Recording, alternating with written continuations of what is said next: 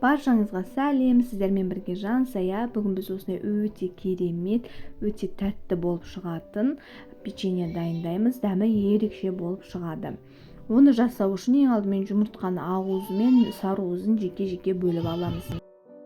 Жұмыртқаның ақ уызы мен сары уызын бөліп алғаннан кейін ақ уызына осы қанттың дайын тұрған, алдын ала өлшеп дайындап алған қанттың жартысын бөліп қосып, жақсылап тұрып біркелкі масса пайда болғанша, жақсылап әппақ масса пайда болғанша жақсылап тұрып миксермен араластырып аласыздар. Видеодағыдай масса, әппақ масса пайда болуы қажет.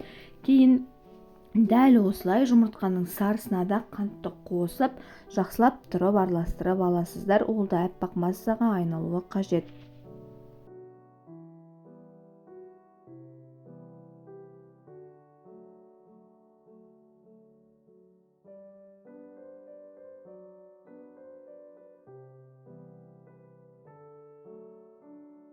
Әбден араластырып алғаннан кейін жұмыртқаның ағын сарысына осылай біркелкі масса болғанша жақсылап бірнеше бөлікке бөле отырып қосып араластырамыз. Яғни видеодағыдай астынан үстіне қарай жай-жайдан араластырып отырсаңыздар болады.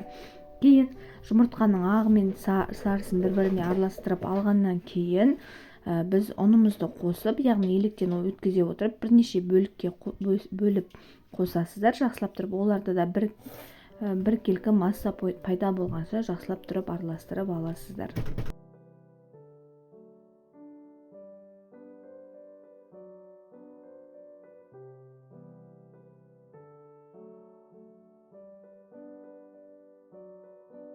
Кейін пайда болған массамызды біз мешочекқа, яғни кондитерский мешочек дейді, соған салып, противенге біркелкі мөлшерде жақсылап тұрып формаға салып шығасыздар.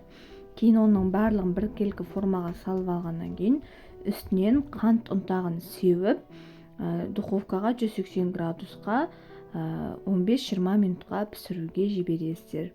Міне осындай өте дәмді, өте керемет печеньеларымыз дайын болды. Міндетті түрде жасап көріңіздер. Ас болсын.